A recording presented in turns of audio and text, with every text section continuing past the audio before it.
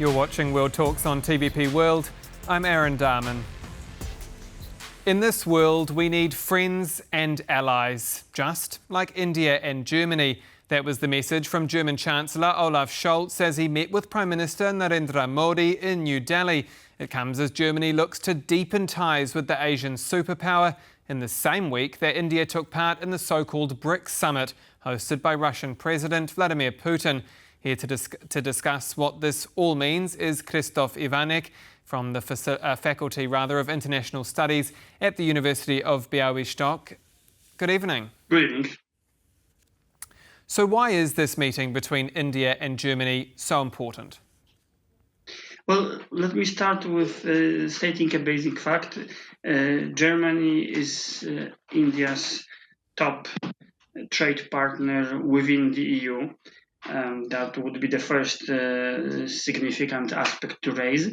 And then what creates a difference between Germany and France is that, well, for now, Germany was kind of a neutral economically partner for India. That is, Germany hasn't offered any major defense products to India for years. France has.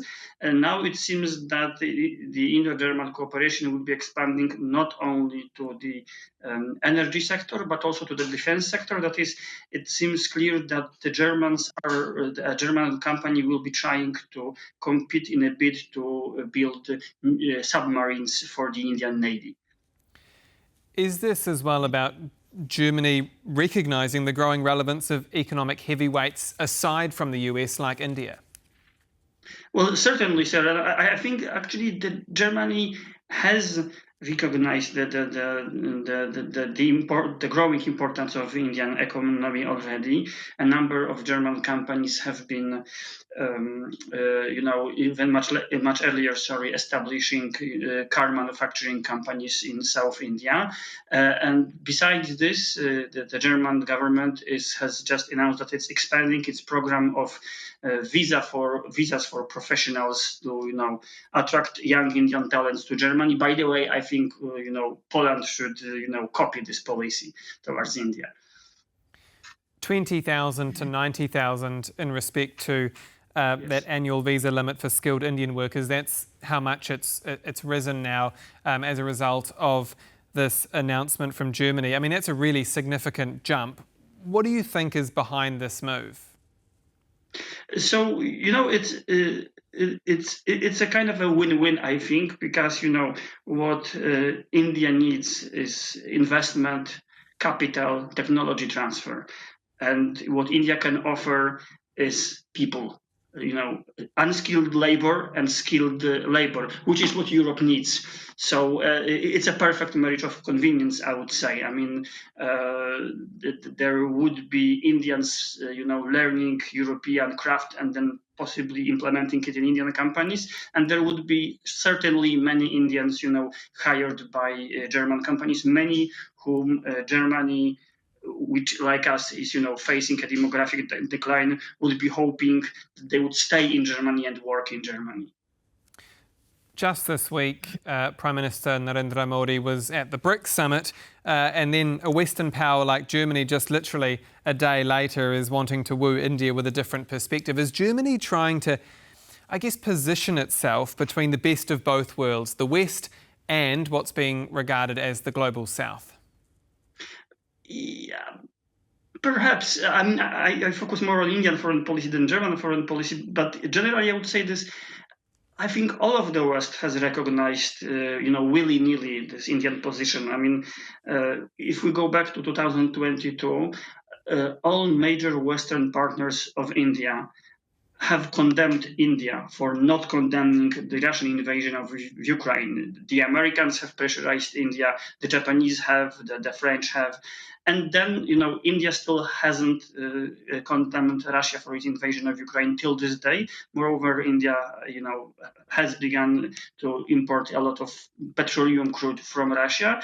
And then, as if nothing happened, the Americans invited Prime Minister Modi to the US. Then he visited, I think, France last year. So I think Germany is playing more or less the same game as, the rest of the West. That is, you willy-nilly accepting India's neutral position and India's non-condemnation of Russia. By the way, we also have, as Poland, because we have welcomed Prime Minister Modi in Poland this year. Is it worth Poland looking into visiting India and worth having a discussion with India about what perhaps it could do to strike some form of a deal, either in terms of visa limits for skilled workers or indeed other measures? Well, certainly. Well, we should state our position on issues such as Ukraine. We should make it clear why it's important for us and why we think what Russians do is completely unfair and cruel. But, we have to also look beyond that. We also have to look at our economic needs, at our demographic decline. So, yes, as I said before, I would say that we should more or less copy that part of German policy of, offering visas for skilled young Indian workforce.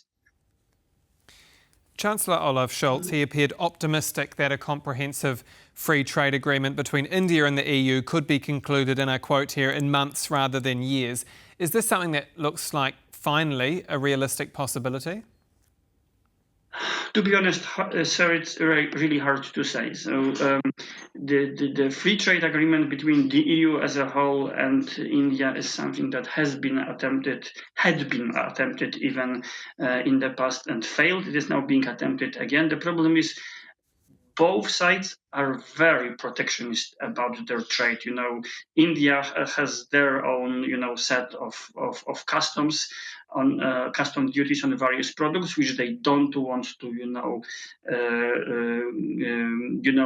decrease or do away with. For example, they want to protect their, agricultural market, but so does EU. For example, the EU doesn't want cheap Indian drugs on its market. So I think it's an uphill task, and I wouldn't be as optimistic as Chancellor Scholz. And as we've alluded to a little bit earlier, it's worth noting that India, under Prime Minister Modi, is regarded by some as some form of an authoritarian state. It obviously has had and has maintained that relationship with Russia despite the invasion. Does Europe need to walk a fine line in its talks with India, or should the EU be targeting this market really aggressively just to get something over the line? I think, as I said before, we are kind of, forced to keep politics and economy with India to a certain degree separate, in the sense that I don't think that position, of preaching India, of telling India how New Delhi should behave on the international in international relations succeeded. I think it actually backfired. The more India was condemned by the West, the more New Delhi remained firm in their position and its diplomatic backlash against the West.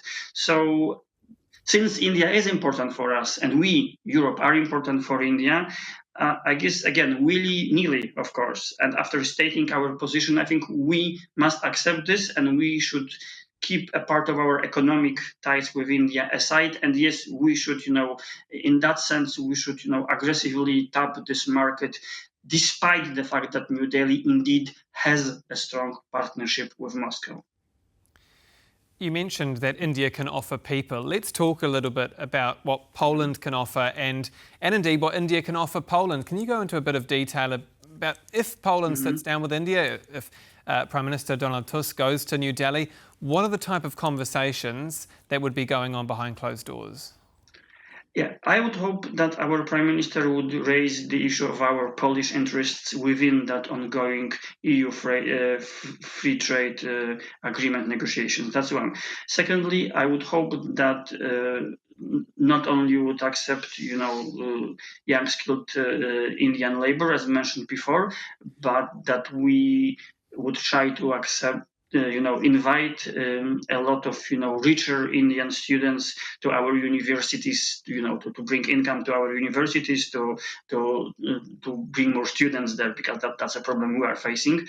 And I would hope that Poland would cooperate with India more on issues such as energy. For instance, in India there is a growing market for solar energy. There are some Polish companies that have made certain, progress in that area.